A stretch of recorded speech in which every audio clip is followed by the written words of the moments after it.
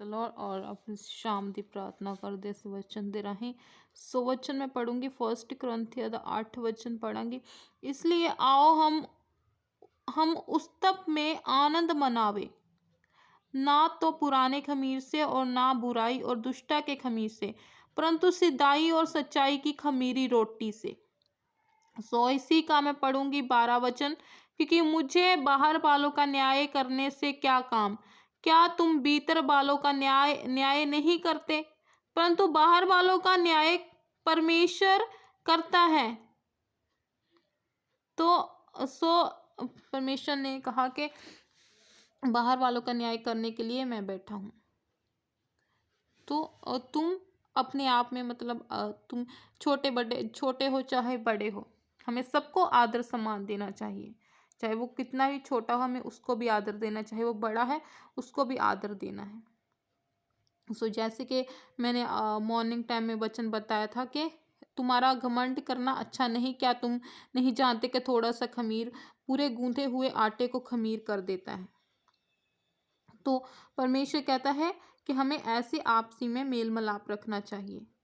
यदि हम घमंड करेंगे तो हम दूसरों को क्या सिखाएंगे। हम यदि हम आपस में ही घमंड करते रहेंगे तो हम दूसरों को क्या सिखा पाएंगे। सो गॉड ब्लेस यू। परमेश्वर हमको आशीर्वाद कर, सबको आशीर्वाद कर दे। और जो परमेश्वर के लोग हैं, यदि पर हमारे घर में भी ऐसी चीज़ें जे कई बार हमारे घर में ऐसी कोई चीज़ें आ जाती है, कोई सिक्के होते, कोई ऐसी चीज़ें होती हैं जो कि हमें नहीं पता होता। जैसे कि मैं एक याकूब के चैप्टर में उत्पत्ति में से बताती हूँ। जैसे कि याकूब के चैप्टर में लिखा है कि जब याकूब अपनी पत्नी समेत अपने बच्चों समेत उस घर से मतलब लुबान के पास से मतलब जा रहा था, तो मतलब वो लुबान ने कहा कि तुम मेरे मतलब लुबान उसको मतलब जाने नहीं दे रहा था, कह रहा कि तुम मेरे गृह देवता को उठा ले आया। तो याकूब ने कहा कि जो तेरे गृह देवता को उठाएगा वो निश्चय मारा जाएगा। तो याकूब नहीं जानता था कि वो जो गृह देवते रहेल ने उठाए हैं। तो इस प्रकार जब वो रहेल जब मतलब याकूब को क्योंकि आशीर्वाद मिला था, यदि तू किसी को मतलब श्राप देगा तो उसका श्राप कभी मतलब टूटेगा नहीं, वो मतलब पूरा होगा। तो याकूब को ऐसा मतलब था। तो याकूब ने ऐसा कह दिया। तो उस गृह देवता के उठाने के मतलब याकूब नहीं जानता था कि ये रहेल नहीं उठाए हैं। तो उस गृह देवता के आने से उनके घर में इतनी प्रॉब्लम्स होगी। पहले तो उसकी मतलब जो रहेल थी जो वो मर गई। रहेल उसी की वजह से रहेल ऐसे होगी, उसी की वजह से जो मतलब याकूब की बेटी थी गलत मतलब गलत संगति में जुड़ी, गलत चीज की उसने। तो फिर उसी के मतलब याकूब के बेटों ने ही मतलब वो जो लड़के के साथ उस मतलब गलत हुआ था, उसकी लड़की के उसके लड़के और लड़की के बीच में जो गलत चीज हुई थी, तो उन्होंने उसके लड़के को बेटे को मार डाला। तो आगे की आगे मतलब ये प्रॉब्लम्स और भी आगे बढ़ती गई।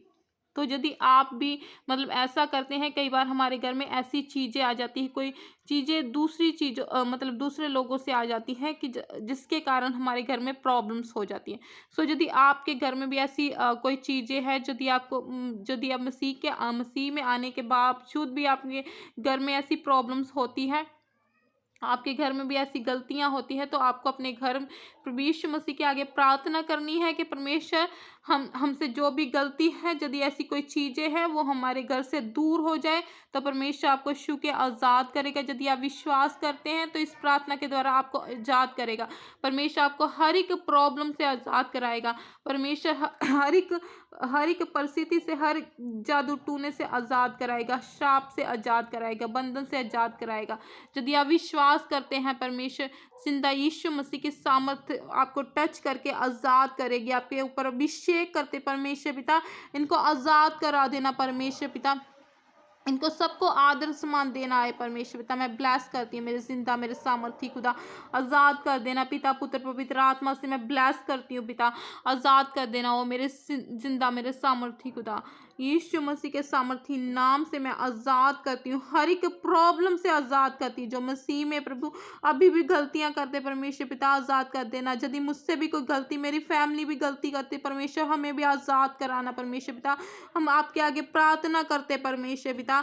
मेरा विश्वास है हम आज़ाद होते हैं, और जो परमेश्वर रिसीव करेगा वो भी आज़ाद होएगा, शिफा पाएगा, आज़ाद होएगा, छुटकारा पाएगा। मेरे जिंदा मेरे सामर्थी खुदा, आज़ाद कर देना यीशु के सामर्थी पवित्र नाम से बोलते हैं आमीन। सो गॉड ब्लेस यू। परमेश्वर आपको आज़ाद कराएगा। धन्यवाद परमेश्वर, जो रिसीव करेगा वो शिफा पाएगा। धन्यवाद।